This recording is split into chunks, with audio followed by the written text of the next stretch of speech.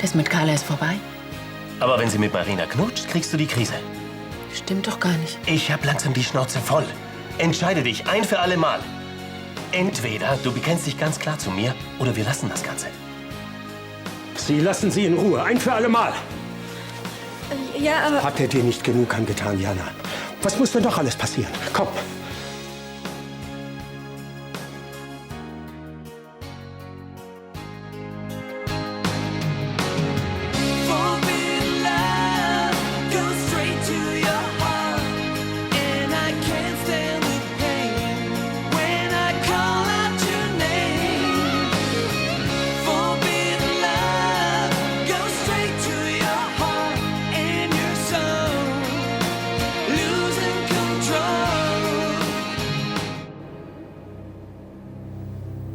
Jana, was ist mit dir?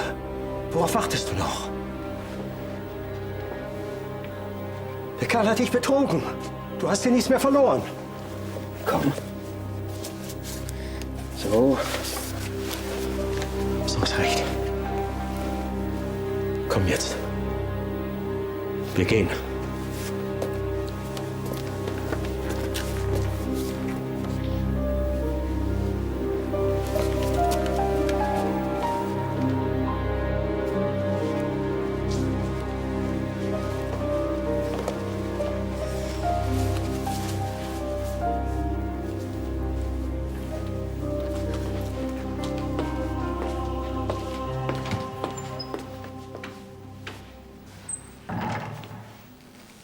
Was ist denn mit Jana? Das fragst du noch? Haben Sie sich wieder gestritten? Heute Morgen hat Jana sich bei Coco verkrochen und wollte nicht mit Leonhard reden. Aber dann sind sie doch wieder zusammen nach Hause gefahren und ich dachte... Sie hätten sich wieder versöhnt. Nein, da liegst du falsch. Jana hat Königsbronn soeben verlassen. Wie, du meinst, sie ist ausgezogen? Wie würdest du denn reagieren, wenn dein Mann dich mit deiner besten Freundin betrügt?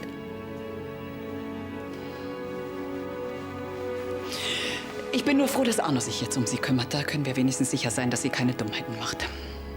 Elisabeth, das wird sich schon alles wieder einrenken. Oh. Du hast den Ernst der Lage wohl nicht ganz begriffen. Jan hat Tabletten genommen. Sie wollte nicht mehr leben. Was hast du denn erwartet?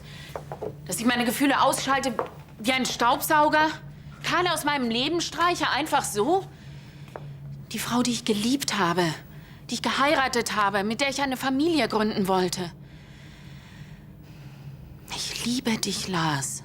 Und ich will mit dir zusammen sein und niemandem sonst. Trotzdem geistert die Vergangenheit irgendwo noch in mir rum. Und dagegen bin ich machtlos. Es wird aufhören, ganz bestimmt. Hab nur etwas Geduld mit mir. Ich weiß nicht, ob ich das kann. Es geht um uns, um unsere Zukunft. Ist dir das egal? Natürlich nicht, aber irgendwie habe ich mir das anders vorgestellt. Ich doch auch. Ich dachte, es würde reichen, wenn wir uns räumlich trennen, Carla und ich. Uns nicht mehr so häufig sehen, die Scheidung einreichen. Aber offenbar gehört mehr dazu. Bitte geh jetzt. Warum? Ich muss über einige Dinge nachdenken.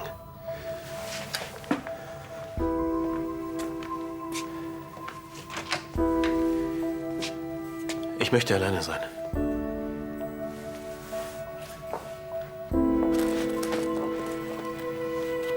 Ich liebe dich.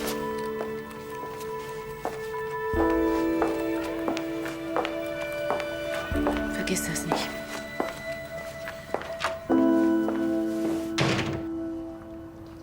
Ich habe einen furchtbaren Fehler gemacht. Ja, das habt ihr allerdings. Wie hat denn Gregor überhaupt reagiert? Der weiß es noch nicht. Na, großartig.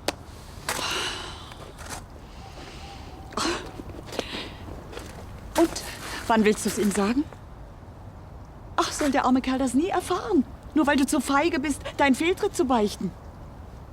Mein Gott, Sarah, dann trenn dich lieber gleich. Das wäre eine saubere Lösung. Aber es geht doch schon gar nicht mehr nur um Gregor und mich. Was soll das heißen? Wir waren gestern beim Arzt. Bist du schwanger? Dann musst du ihm erst recht sagen, was passiert ist. Dann verlässt er mich. Wenn er das von Leonhard und mir erfährt, der rastet völlig aus. Das verzeiht er mir nie. Dabei liebe ich ihn doch noch. Und außerdem haben wir jetzt eine gemeinsame Verantwortung. Oder soll das Kind ohne Vater groß werden? In der wievielten Woche bist du denn? Der 6. Bitte, Elisabeth, erzähl das keinem. Die ersten 3 Monate sind doch sowieso kritisch. Gott.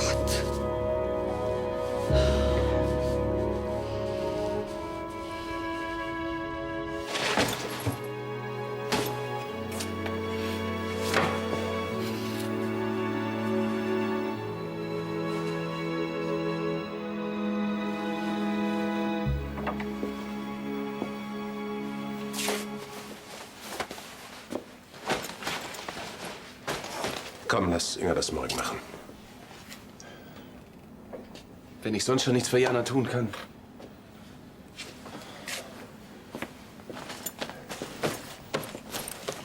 So, wie soll es jetzt weitergehen? Sag mal, wie oft willst du mich das eigentlich noch fragen? Ich weiß nur, dass ich Jana liebe.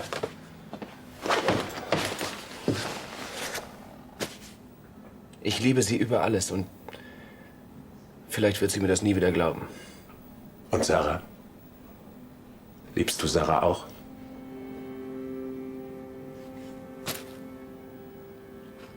Es ist einfach über uns gekommen. Ich kann das nicht erklären. Wir wollten es beide nicht. Und dann... Wie soll Jana mir das jemals verzeihen? Habe ich das jetzt bitte richtig verstanden? Du willst noch einmal um Jana kämpfen? Ich würde sie am allerliebsten sofort zurückholen. Ihr ewige Liebe und Treue schwören, aber... Das gibt's wahrscheinlich wirklich nur in kitschigen Liebesromanen.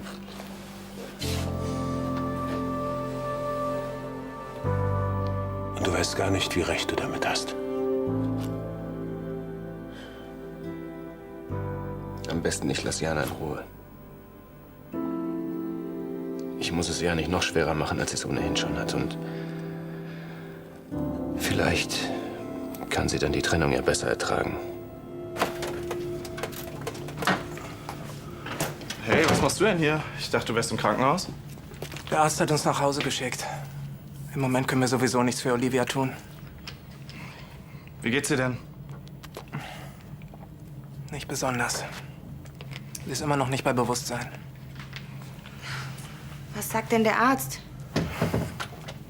Sie behalten sie erst mal ein paar Tage zur Beobachtung dort. Ja, hoffentlich ist es nichts Schlimmes. Lebensgefahr besteht jedenfalls nicht mehr. Das ist die Hauptsache. Gott sei Dank. Ich habe mir schon Sorgen gemacht. Gehst du noch weg? Ja, nun, hier trinken. Ist sonst alles okay? Alles bestens.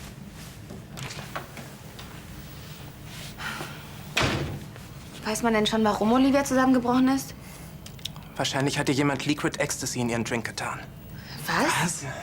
Wie es aussieht an der Theke, No Limits. Also wenn das stimmt, dann rede ich jetzt mal mit Gregor. Sowas darf nicht passieren. Da ist noch was. Sie haben Olivia aus dem Schloss geworfen. Ja und? Wenn sie entlassen wird, weiß sie nicht, wo sie wohnen soll. Und warum erzählst du uns das? Du glaubst doch wohl nicht etwa... Auf keinen Fall. Habt ihr vielleicht eine bessere Idee? Mann, sie ist doch meine Cousine.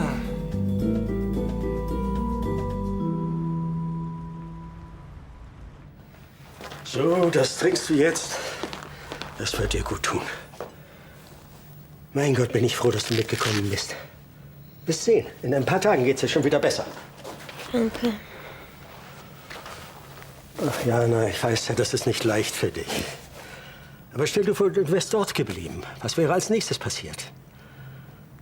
Na, du hast einen besseren Mann verdient. Einen, der dich glücklich macht, nicht dauernd betrügt. So einen findest du auf Königsbrunn nicht. Was ist mit deiner Hand passiert? Das ist nur ein Kratzer. Hallo, Jana. Hallo. Ich gehe da mal ins Bett. Willst du nicht reden? Mir fallen schon die Augen zu. Danke für alles. Gute Nacht.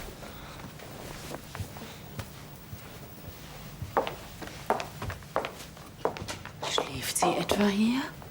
Sie ist doch gerade erst... Ihre Ehe. Eine einzige Katastrophe. Ist es so schlimm? Wenn du monatelang hingehalten wirst von deinem Partner, ist es schon schlimm genug. Und wenn du dann auch betrogen wirst, dann ist das doch wohl ein Offenbarungseid. Das hat Jana nicht verdient. Wie geht's denn dir und Lars? Geht's euch wenigstens besser? Uns geht's gut. Danke.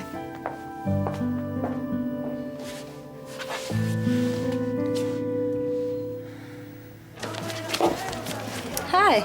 Hi. Arbeitest du hier? Der Laden gehört mir sogar. Wow. Was darf ich dir bringen? 2 Kivas, bitte. Ja, komm.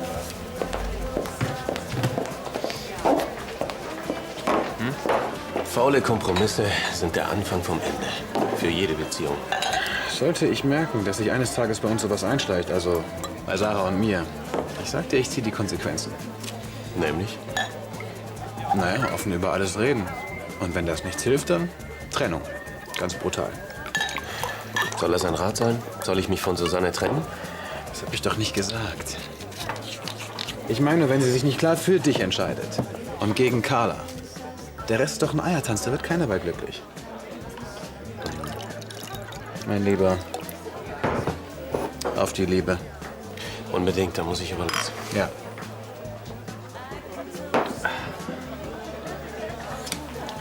Tschüss. Ciao. Hi. Hi. Arbeitest du hier? Der Laden gehört mir immer noch, ja? Wow. Ich hätte gerne... 2 Kivas. Bist du Hellseher oder woher wusstest du, was ich bestelle? Also entweder leidest du an Amnesie oder ich an Halluzinationen. Willst du es noch? Na klar.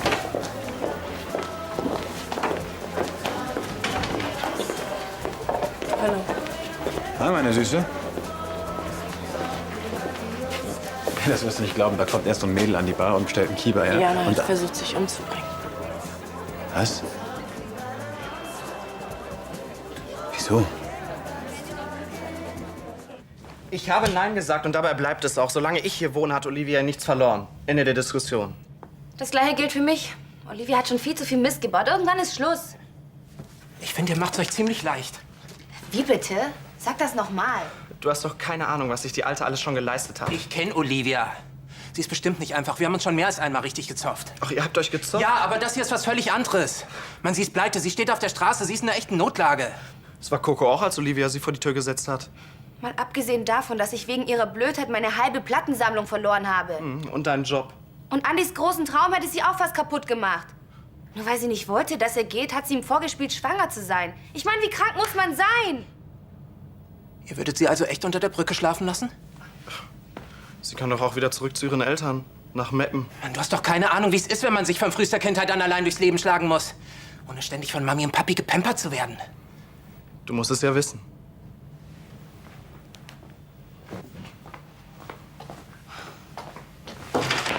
Wenn hier jemand keine Ahnung hat, dann du.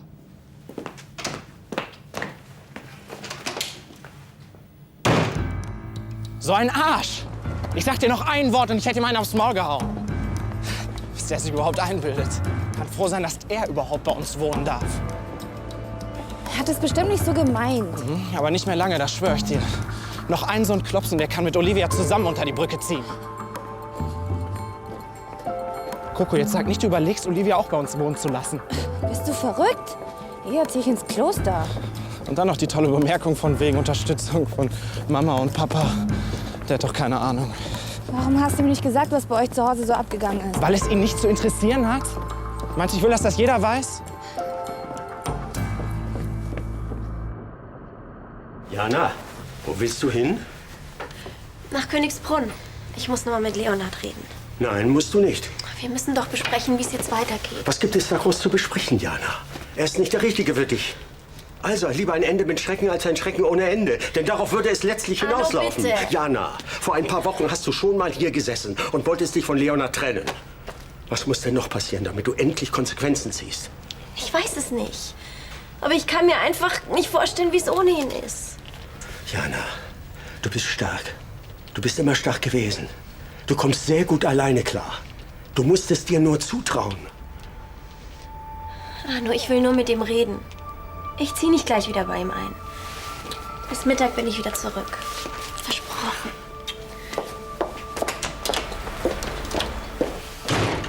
Weißt du irgendwas Neues von Jana? Nein, aber bei Arno ist sie gut aufgehoben. Kann ich dich sehen? Leonhard, bitte. Ich muss hier raus, sonst werde ich verrückt. Sarah, ich glaube nicht, dass das eine gute Idee Ich ist. bleib auch nicht lange, bestimmt nicht. Aber ich muss unbedingt mit jemandem reden. Sarah? Bist du noch da? Bestell Jana schöne Grüße und gute Besserung. Auch von Gregor. Ich muss jetzt Schluss machen. Ja, mach's gut, Sarah. Ja, das ist klar. Bis dann. Ciao. Schöne Grüße von Leonhard. Schön. Wie geht's Jana? Einigermaßen. Das ist doch immerhin schon mal was. Was hast du denn da? Alles, was man für eine glückliche Schwangerschaft braucht. Chips. Mit Marmelade. Spekulatius. Mit Würstchen. Dominosteine. Mensch. Und, du denkst immer noch an Jana, oder? Hör zu, ich weiß nicht, warum die beiden sich gestritten haben, aber eins steht mal fest, sowas darf uns beiden nicht passieren. Versprich mir das. Schließlich kriegen wir bald ein Kind, dann sind wir eine richtige Familie. Ich lasse nicht zu, dass irgendwas oder irgendjemand unser Glück zerstört. Solange du Olivia nicht von ihrer schlimmsten Seite kennengelernt und unter ihr gelitten hast, wie Coco, ich und andere, kannst du eigentlich gar nicht mitreden, Olli. Coco, okay. Aber Christian hat sie doch nichts getan. Ich meine persönlich, also was spult er sich so auf? Er wird schon seine Gründe haben. Ja. Zum Beispiel meinen netten Abend mit Coco oder meine Nummer mit Timo auf der Couch. Der Typ ist sowas von nachtragend, ist voll krank. Der hat doch keine Ahnung, was da draußen abgeht. Wie es ist, wenn man kein Dach über dem Kopf hat. Typisch Muttersöhnchen. Der müsste mal so richtig auf die Schnauze fallen. Der würde über ein paar Dinge vielleicht anders denken. Jetzt mach aber mal einen Punkt. Gemessen an Christian hattest du ein Leben wie der Prinz auf der Erbse. Ich? Weißt du, was es bedeutet, im Gefängnis zu sitzen und dazu noch unschuldig? Christian war im Knast. Ja, Lars hat ihn da rausgeholt, sonst säße er womöglich immer noch.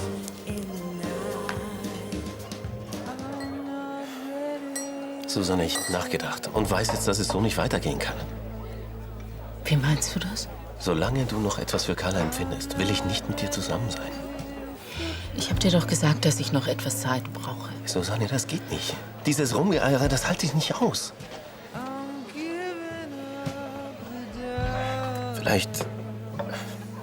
Vielleicht hätten wir warten sollen. Das Ganze ging etwas zu schnell für dich. Vielleicht, ja. Ich denke, das Beste ist, dass wir uns eine Zeit lang nicht mehr sehen. Das meinst du nicht ernst? Doch, Susanne, das meine ich sehr ernst. Eine Beziehungspause? Was soll denn das bringen? Wir sind doch keine 17 mehr. Glaubst du wirklich, ich wäre nicht in der Lage, meine Gefühle...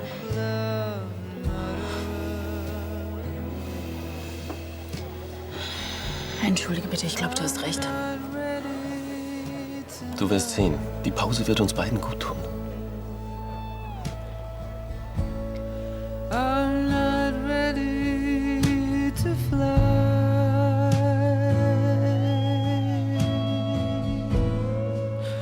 I'm giving up belief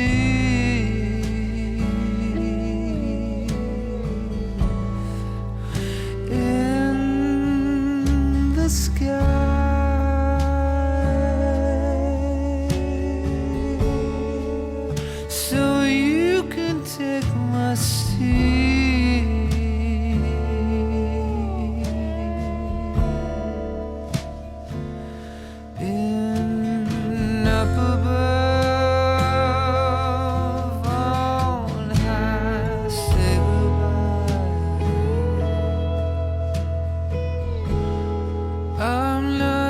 ready to love. I'm not ready to lie.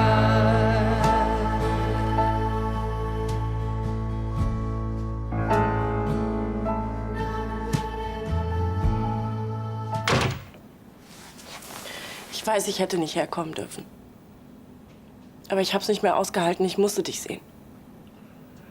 Ich hoffe, du bist mir nicht böse. Nein, natürlich nicht. Normalerweise kannst du mich jederzeit besuchen, nur jetzt in der Situation. Ich weiß, was du meinst. Deshalb habe ich Gregor auch gesagt, er soll mich später abholen, damit niemand auf den Gedanken kommt, dass ich... Naja.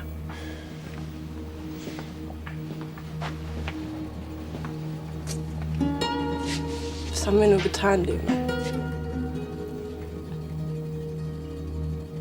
Ich belüge Gregor, der mir blind vertraut, und Jana versucht, sich das Leben zu nehmen.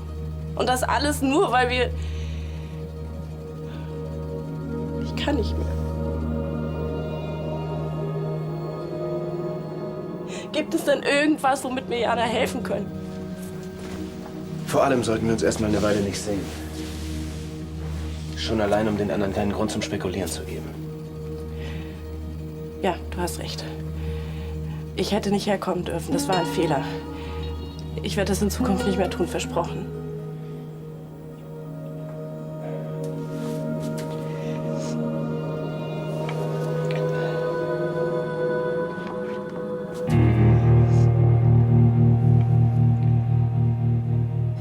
Hast du mir einen Coffee to go? Ja, klar.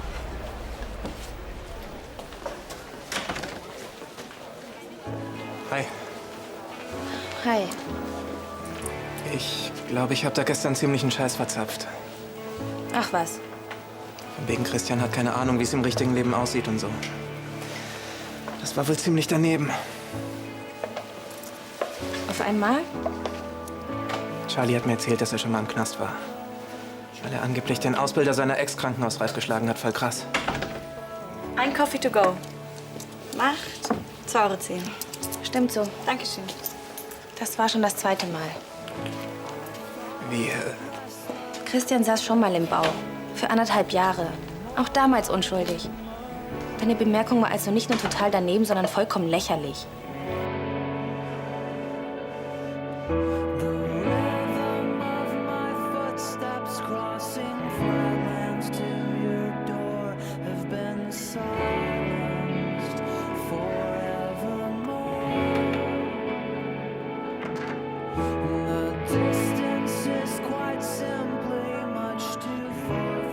warum hat er denn beim ersten Mal gesessen?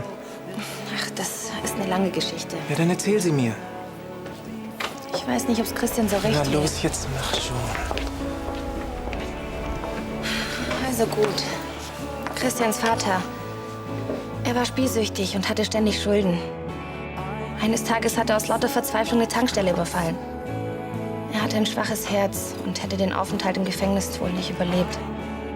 Also hat Christian die Schuld auf sich genommen und die Strafe für seinen Vater verbüßt. Ausgerechnet als Christian das zweite Mal im Gefängnis saß, ist sein Vater plötzlich gestorben. Christian bekam Sonderausgang und stand bei der Beerdigung in Handschellen am Grab.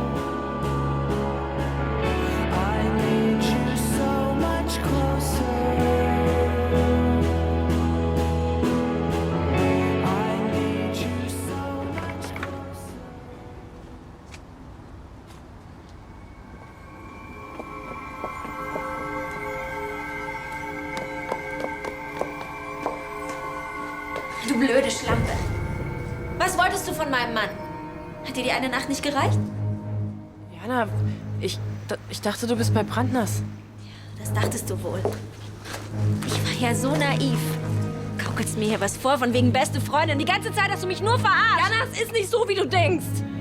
Ich war nur bei Leonard, weil ich wissen wollte, ob ich irgendwas für dich tun kann. Hör auf mit deiner Scheißlügerei. Jana, bitte. Es tut mir leid, was passiert ist. Ich mache mir deswegen auch schwere Vorwürfe, aber ich würde es wieder rückgängig... Mariana, bist du verrückt geworden? Was hat Sarah dir getan?